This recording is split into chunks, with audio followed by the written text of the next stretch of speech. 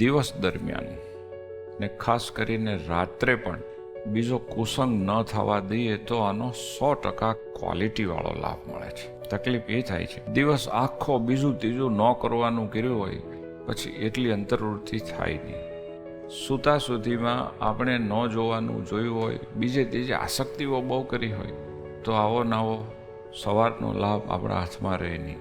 એક તો જાણે આપણું ચિત્ત વ્યગ્ર થઈ ગયું હોય, બીજું ઊંઘ ઘટી જાય. એ જે રાત્રે સૂતા પહેલાં જે આપણે માઇન્ડમાં બરાબરની આસક્તિપૂર્વકની જે કંઈ ક્રિયાઓ કરી છે એની આપણા માઇન્ડને એકદમ ઓવર એક્ટિવ કરી દે. પરિણામે જલ્દી જેટલી ઊંઘ આવવી જોઈએ, સુષુપ્તિ લાગવી જોઈએ, લાગે નહીં. કલાકો જવા છતાં ડીપ સ્લીપનો અહેસાસ ન થાય.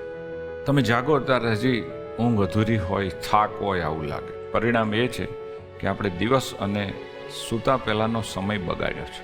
જો આટલું ધ્યાન રાખીએ તો સવાર આપણી ખૂબ સારી થાય છે, લાભદાયી થાય છે. ભગવાનના ભગતને આજ્ઞા પડે છે કે સૂરજ ઉગે પહેલાં અવશ્ય જાગી જવું.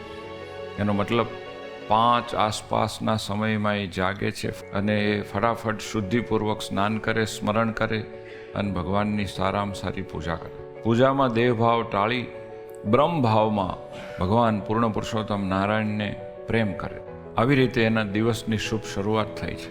જો વધારે વહેલા જગાવ્યું હોય તો થોડું વિશેષ ધ્યાન, ભજન, માળા, ચિંતન પણ કરે છે. અને પછી મંગળા આરતી, મંગળા પછીના ધૂન, કીર્તન અને કથા પૂરી થાય ત્યાં સુધી એક તાર એ ભગવાન સાથે લાગેલો રે. એની પાસે કરોડ જગન પાણી ભરે. પણ આના માટે આપણે ક્યારે ધ્યાન રાખવાની જરૂરી હોય છે? દિવસ અને ખાસ કરીને રાત. કાં તો આપણે આસક્તિને આધીન થઈ જઈએ પછી ખોટી ક્રિયાઓ થાય. વાસના વશ જીવ પાપ કરે છે. અને કાં ક્રિયાઓ આપણે ગાફલાઈમાં, મોહમાં ખોટી શરૂ કરીએ પછી આસક્તિ ઓવર થઈ જાય છે. ખરેખર એવું કંઈ હતું નહીં, પણ સાવધાની ન રાખી, નિયમ ન પાળ્યા, જ્યાં ત્યાં જોવાનું, સાંભળવાનું, અડવાનું ચાલુ કરી દીધું. પછી ધીરે ધીરે અંદરથી આસક્તિ ઉભરાઈ ગઈ. હવે કંટ્રોલમાં નહીં રહે.